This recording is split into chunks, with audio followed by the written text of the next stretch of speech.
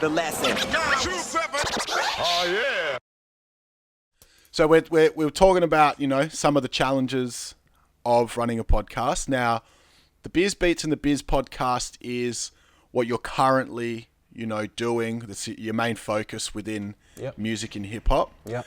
But that's come off the back of, years and years in the studio, on the mic, on the stage. Yeah. And that's what I want to get into now is at which point, I mean, you're originally from Brisbane. Yeah, bro. Yep. And, everybody picks up, people who rap tend to, start writing their raps in high school or whatnot. And it's in their late teens, early 20s when they start, recording. Now, for you personally, the introduction into rap as an MC, how did that happen for you? Man, I can pinpoint it to seeing Lazy Grey rap with the Resin Dogs in 1998. I tried writing a rap when I was a kid, like when I was 12, 13 and into rap music, but there was nothing, there was no point of reference. There was no one to my knowledge at that point. I'm 12, 13 in the early 90s. So, there was nothing there. So we tried writing raps as kids, just briefly. And then as teenagers, I'd gotten out of rap music and gotten into punk music and all that kind of thing. Started a band, had a band for 2 years. And then in 98, I went to the Gardens here in Brisbane. There was like a festival on and saw the Resin Dogs for the first time. Had heard of them, but I don't know what they had. They probably had the Grinnin' CD single or 7-inch out at that point.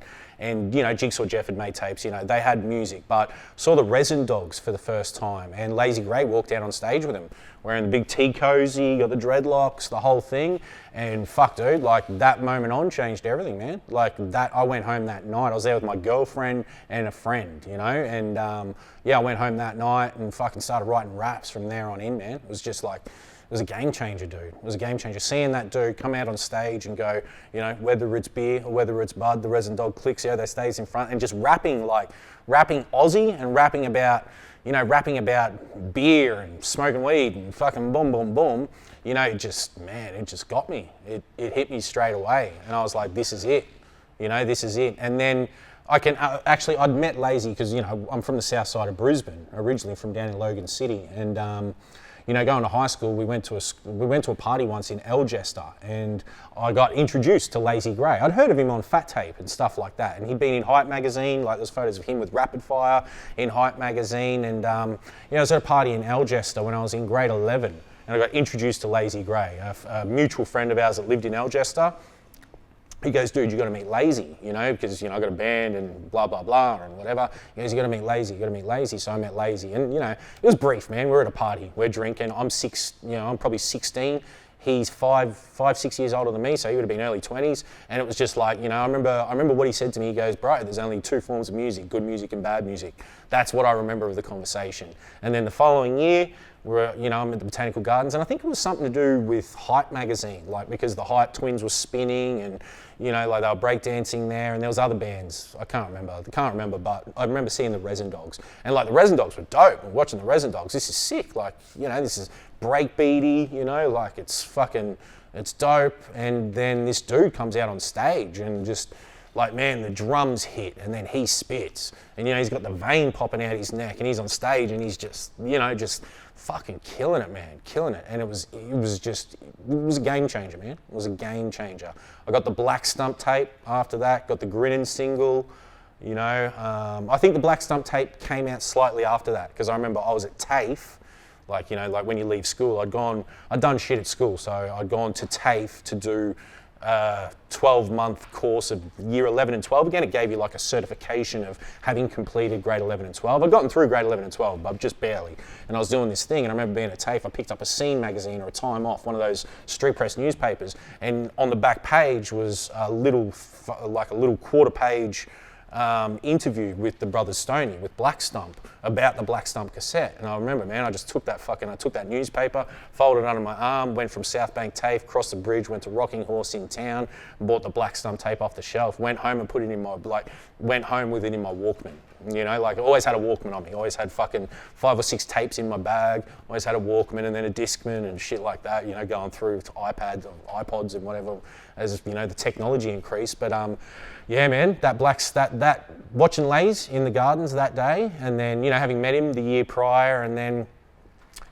Yeah, that's when I put pen to paper. I'd later work with his brother. That's how I'd come to be closer with him. I met Ken Oath, like you know, because we're all from surrounding neighbourhoods. Algester was over there. I'm from Browns Plains. They're from Woodridge. You know, like they're down in Logan and stuff like that. So there's the Writers Anon. You know, the TBK dudes at the time. They were all writers, obviously. They were fucking prominent graffiti artists. And yeah, then that tape came out, and you know, and then. You know, I left school, left that TAFE course that I was just talking about, and wound up doing a sign writing pre-vocational course to go into sign writing. And I'm doing work experience for that. And Lazy's brother walks, well, you know, Malice, Scott, he was working for the same company, and I'm talking to this dude, and he's like, oh, you're into hip hop? Have you ever heard of this, that? And like, it was just like, boom, you know, like, so, yeah, started hanging with Scott and then meeting Lazy and becoming closer with Lazy and Eric through him initially, you know, and yeah, that's kind of how it really kind of sort of takes off, you know, and, you know, me, Proof, Overproof Pete, Phil at the time, another friend of ours, because we had a group called Mathematics, so we were playing like live hip hop, you know, off the back. But dude, that was, you know, we started that based solely on seeing the Resin Dogs and Lazy Grey rapping with the Resin Dogs, man, you know. So that's kind of how it all sort of just starts going where it goes, you know. Like I remember Lazy and Oath came down to one of our jam sessions, our practices one day. We're practicing down on the south side of Brisbane in a place called Springwood, where we had rehearsal studios, and we're in there rapping, and they came down and rapped with us, you know. So, you know, that'd be like fucking 2000, 2001. I think it's before like the Twin Towers came down. Because I always sort of pinpoint things around certain things, and I'm pretty sure, yeah, the towers hadn't even dropped yet. Like the Black Stump tape was out, and all that sort of shit, and then, yeah, all that kind of fucking thing happens after it, and, you know, because actually the first time we did anything like that was kind of like even remotely a 750 show was a 9/11 benefit at the beginning of, it must have been 2002, and it was an early show we did at the Zoo where I rapped with Ken Oath and Lazy Grey. It wasn't 750, I think it was billed as something else. I can't even remember what it was billed as, but you know, that was my early stages. So yeah, we'd already been rapping then, you know, so because you know, through Oath I'd been invited up, so you know, invited up to rap with him and Lays and do this little benefit thing that a dude had organised, yeah, at the beginning of 2000, I would say around 02, you know. But yeah, things, yeah, definitely the tail end of the 90s into the early 2000s, man, it starts with Lays, man.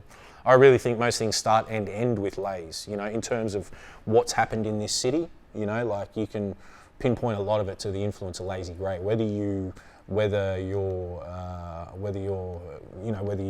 that, or you know, or even of an age to acknowledge that, he did everything in this city, man, before anyone, you know, like it's, you know, like he's like the patriarch, like a Hams. A Hams is a patriarch of hip hop in this city, like whether you know it or not. Like, man, just from the graft then to working at Rocking Horse Records and selling all the aspiring MCs, the music that would inspire them, you know, like, you know, they're like the dudes that did it. Lazy, you know, Hams, you know, like all things kind of start with those dudes. Even Lazy's older brother Scott, Malice, you know, like DJ Catch, you know, dudes like that.